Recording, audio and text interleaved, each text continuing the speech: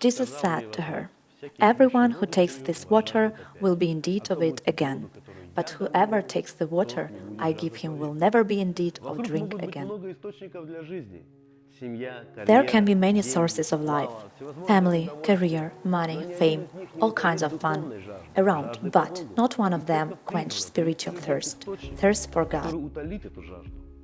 Thousands of people, regardless of their age, nationality, financial status, skills, and talents of all kinds, endure mental anguish and frustration of their lives.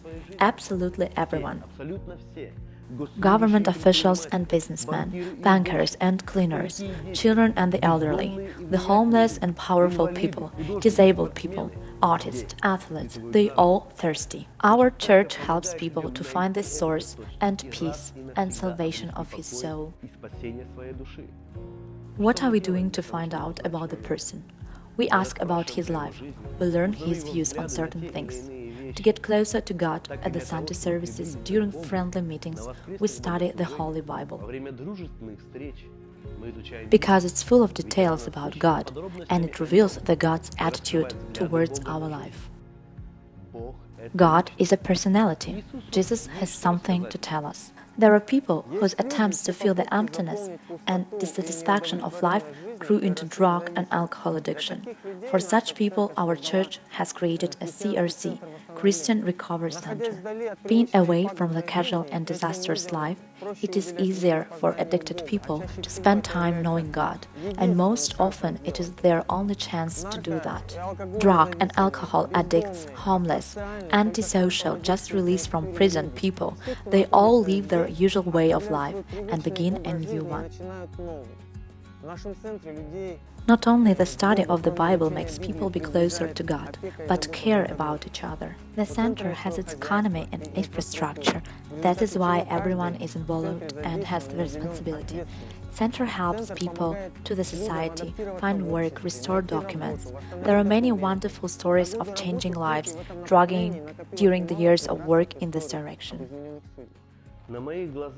I personally have seen many people who have changed the course to a blessing, who saved their marriages, found their families, got free from drug and alcohol addiction, from poverty reached wealth, found their vocation, found their purpose, and finally quenched the thirst and enjoy their lives. Being true to what the Bible said and feeling gratitude for all this experience, we praise God at every service and at every opportunity. I love music. I live music. I make a living in music. There is a heart condition that is beyond words, so we sing, praise and worship God.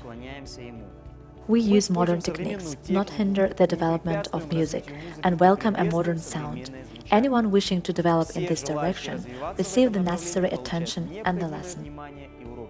Thousands of years ago, to glorify God, the first musical instruments were invented, and then in the 11th century, monk Guido of Arezzo, again to glorify God, invented musical notation.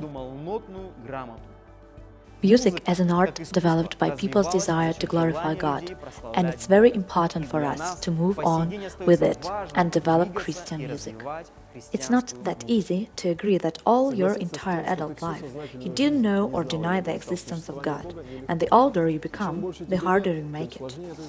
Speaking in the context of the above example, by pastor, I would say, there are plenty of obstacles on the way to the source of life: pride, prejudice, pagan culture, heritage, wrong upbringing, influence of society, and more. One of the goals of our church is to draw people's attention to God at a young age. There is organized youth and children's services in our church. I personally am a leader of young people service. There are so many elements forming character of person at a young age: secondary and higher education, attitudes of opposite sexes, first job, creation of marriage, couples, and even parenthood. I'm sure that God must take part in our formation. We travel together, having fun, visit the conference, have an active lifestyle, and simply being friends. Studying the Bible together, we find the use of all the above in it. We really see God's involvement in formation the character of young people. We can see it an example of how they treat to the problems of health, their attitude to each other, how they tend to develop, how they treat their families, friends, and work. A person who drinks the water from the right source doesn't have spheres in his life not touched by God.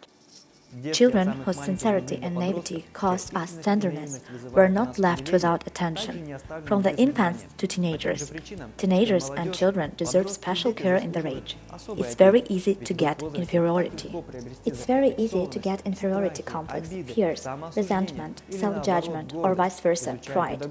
By studying pedagogy and taking into account the age difference, we are developing for different ages different entertainment and educational programs. Games, puzzles, theatrical performances, go hiking. In general, we are doing a lot of interesting for children. How much is wasted? How much is done for the sake of it's not so valuable?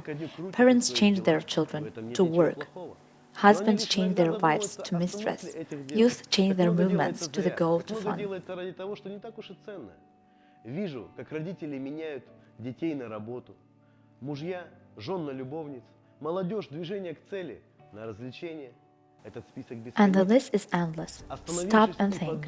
Everyone has to understand that there is something wrong in his life, but he has no time to think about it in a proper way.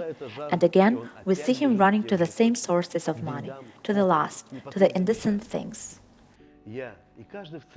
I believe everyone in the church has a duty to tell people about the inexhaustible source of living water, about Jesus Christ.